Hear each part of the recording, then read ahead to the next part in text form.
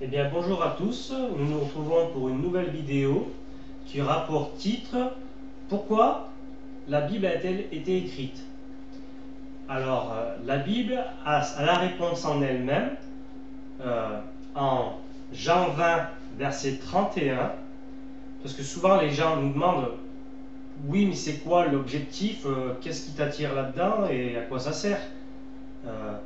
Et donc la Bible a la réponse en elle-même en Jean 20, verset 31. Mais ces choses ont été écrites afin que vous croyiez que Jésus est le Christ, le Fils de Dieu, et qu'en croyant, vous ayez la vie en son nom. Voilà. Donc, que veut dire avoir la vie en son nom? Donc, il faut bien comprendre le pourquoi Jésus est venu dans le monde. Jésus est venu dans le monde pas pour créer une nouvelle religion ou une nouvelle croyance du tout, mais à cause de l'homme, de la nature pécheuse de l'homme. L'homme est pécheur de nature depuis le péché originel donc de Adam et Ève dans le jardin d'Éden. Le péché se transmet de père en fils depuis l'origine, et à cause de la nature pécheur de l'homme, l'homme a eu une coupure de Dieu et de l'homme. À cause de la nature pécheuse de l'homme, l'homme ne peut pas vivre en la présence de Dieu qui est parfait, qui est saint, qui est juste. Et d'ailleurs, la plupart des personnages, même bibliques, qui quand on le lit, ils nous paraissent plus sains que toute notre morale à nous aujourd'hui encore. Même eux, les peu de personnes qui ont eu la chance de voir une partie de la gloire de Dieu, tombaient presque comme morts parce que l'homme n'est pas saint de nature, alors que c'est le cas de Dieu, quoi. Si nous prenons des personnages comme Jean qui a écrit le livre de l'Apocalypse, il dit que quand il vit Jésus se tourner vers lui, il tomba comme mort à ses pieds. Parce que la gloire de Dieu écrase le péché. Et donc, Jésus n'est pas venu dans le monde pour nous instaurer une nouvelle religion, mais tout simplement pour s'occuper du problème du péché. C'est ce péché qui nous prive de la gloire de Dieu. D'ailleurs, je vais vous lire un verset qui en parle. La Bible nous dit « Car tous ont péché et sont privés de la gloire de Dieu, et ils sont gratuitement justifiés par sa grâce, par le moyen de la rédemption qui est en Jésus-Christ. » Donc c'est en Romains chapitre 3, versets 23 à 24. Donc il faut bien comprendre une chose, c'est que l'homme ne peut pas se sauver par lui-même. Et ça, c'est le problème des religions. Les religions, souvent, on m'accuse de religieux, mais le chrétien authentique, le chrétien biblique, c'est une personne qui ne se base pas sur ce que lui veut dire ou ce que lui croit, mais il se base sur ce que Dieu dit et pas sur ce que l'homme veut. Donc des fois il peut y avoir des choses qui nous gênent, mais ça n'en restera pas moins la vérité, et c'est à nous de nous plier à la volonté de Dieu et pas à l'inverse. Et la religion, c'est l'homme qui se sauve par lui-même, qui fait des bonnes œuvres ou qui vit selon sa propre morale la plupart du temps déjà, et croit qu'il va aller au ciel. Voilà, s'il y a un paradis, je ne vois pas pourquoi j'irai pas, je ne suis pas mauvais, je ne suis pas si... Mais le chrétien, c'est l'inverse. L'homme, nous savons que nous sommes pécheurs, nous savons que nous ne méritons rien du tout, et d'ailleurs la Bible nous dit que ce n'est point par nos œuvres afin que personne ne se glorifie. Donc l'homme ne peut pas se sauver par lui-même, et Jésus-Christ, c'est la seule personne qui est sans péché, et en plus il est notre créateur. Le nom de Jésus, c'est le nom qu'il a pris quand il est venu sur terre. Mais Jésus-Christ, c'est Dieu fait homme. Et d'ailleurs, nous allons voir, il y a un verset qui en parle très bien. Alors, en Jean 3,16, la Bible nous dit « Car Dieu a tant aimé le monde qu'il a donné son Fils unique, afin que quiconque croit en lui ne périsse point, mais qu'il ait la vie éternelle. » 17. Dieu en effet n'a pas envoyé son Fils dans le monde pour qu'il juge le monde, mais pour que le monde soit sauvé par lui. Celui qui croit en lui n'est point jugé, mais celui qui ne croit pas est déjà jugé parce qu'il n'a pas cru au nom du Fils unique de Dieu. Donc, qu'entendons-nous par Fils? Il n'est pas le Fils selon la conception humaine, un père et un fils qui a été créé d'une relation sexuelle avec une épouse, mais Jésus-Christ est la parole de Dieu, le Verbe incarné de Dieu.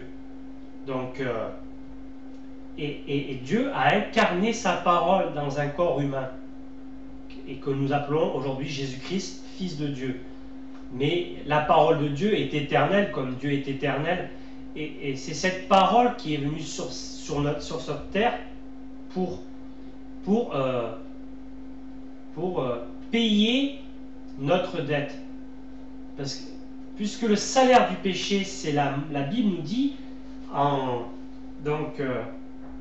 parce que je ne l'ai pas écrit. Donc la Bible nous dit que le salaire du péché, c'est la mort. Donc, le fait d'être pécheur, notre salaire, c'est la mort. Nous méritons la mort à cause de nos péchés. Mais le don gratuit, c'est la vie éternelle en Jésus-Christ, quoi. Et comment... regardez, en Jean 1, versets 1 à 2, la Bible nous dit, pour nous montrer que Jésus est bien Dieu, « Au commencement était la parole, et la parole était avec Dieu. Et la parole était Dieu. Elle était au commencement avec Dieu, et toute chose a été faite par elle, et rien de ce qui a été fait n'a été fait sans elle. » Quand vous lisez la Genèse, où Dieu créa le ciel et la terre et toutes choses, la Bible nous dit, Dieu dit. Et c'est par sa parole que Dieu créa toutes choses.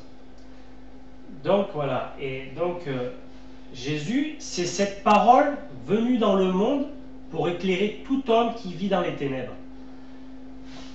Et d'ailleurs, il dit, vous connaîtrez la vérité et la vérité vous rendra libre, vous affranchira suivant les versions, qui veut dire la même chose. Et donc, il n'est pas venu pour instaurer une croyance ou une religieuse, mais tout simplement pour neutraliser le péché qui nous a coupés de notre accès directement à Dieu. Et Jésus, donc, est venu pour ça.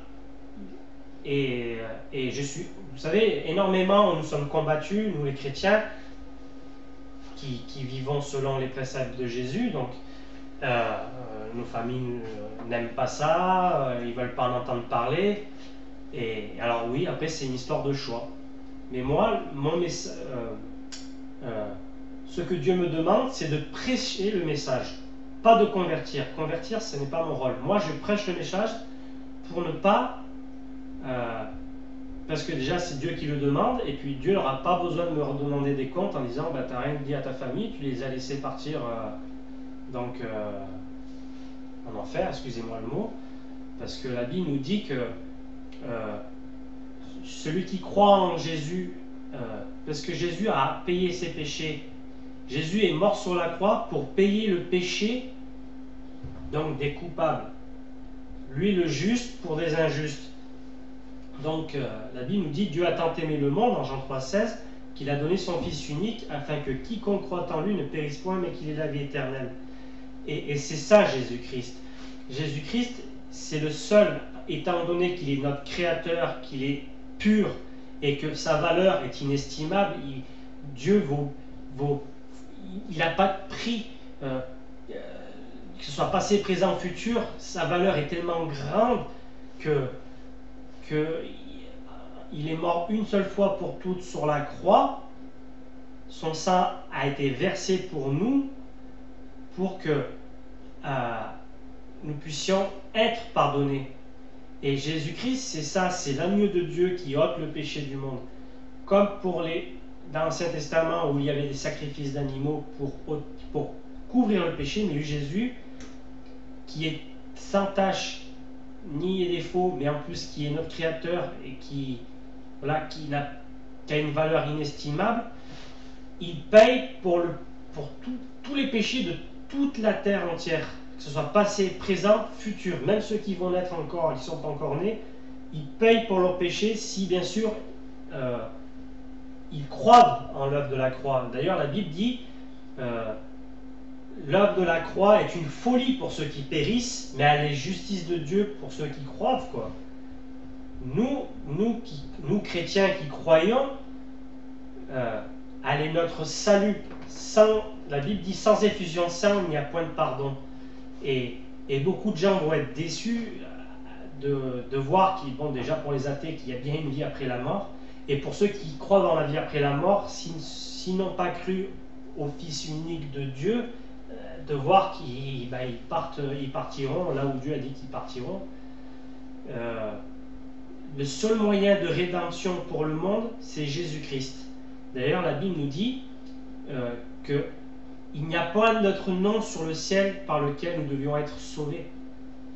Donc, quand des religions arrivent après en disant que non, il y a plein d'autres chemins pour aller au ciel, Jésus appelle ça les faux prophètes.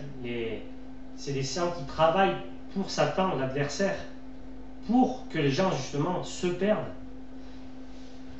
Aujourd'hui, nous entendons énormément parler du nouvel âge. La pensée de la réincarnation se met beaucoup dans la tête de beaucoup de gens, alors que Dieu nous dit qu'après la mort vient le jugement. Mais par contre, si quelqu'un est en Christ, il est passé de la mort à la vie, il n'y a point de jugement pour ceux qui sont en Christ. Jésus disait, je suis la résurrection et la vie. Celui qui croit en moi vivra malgré qu'il serait mort, quoi. Donc, et en plus, ce qui est marrant, c'est qu'au moment où il dit cette phrase, il ressuscite un bonhomme aux yeux d'une foule entière, pour montrer qu'il n'est pas un charlatan, hein, qu'il est bien ce qu'il dit être. D'ailleurs, les chefs religieux de l'époque étaient très jaloux, parce que justement, ils niaient pas qu'il faisait des miracles. Ils niaient l'origine de son pouvoir. Ceux qui étaient contre lui ne croyaient pas que cela venait de Dieu, mais du diable. Et bon, il a bien montré qu'il était le créateur. Le diable n'a pas le pouvoir de la vie, il peut faire plein de petits trucs, il n'y a pas de problème, mais seul Dieu a le pouvoir de pardonner les péchés, de ressusciter les morts, et il contrôle même, Jésus a même contrôlé les tempêtes et tout. Donc, et il a chassé des quantités de démons. Alors pour ceux qui ne croient pas, ils pourraient croire que ce que je dis est faux, mais bon, c'est pour ceux qui ont regardé mon témoignage au début, je parle bien, donc moi-même qui est mon témoignage, je dis que j'ai eu une apparition. Donc je finirai sur cette phrase: à toute personne qui voudrait faire l'expérience du salut en la personne de Jésus, il vous suffit simplement de l'inviter à rentrer dans votre vie. Allez chez vous, enfermez-vous dans votre chambre, invoquez le nom du Seigneur. La Bible nous dit, ceux qui invoqueront le nom du Seigneur seront sauvés.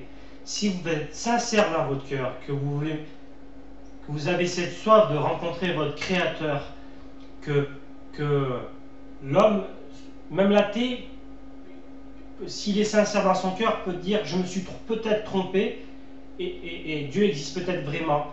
Et si vous voulez faire cette expérience, simplement enfermez-vous chez vous, soyez sincère et invitez-le à rentrer. Et vous verrez, vous ne serez pas déçus. Voilà, ça sera tout pour moi aujourd'hui. Soyez bénis.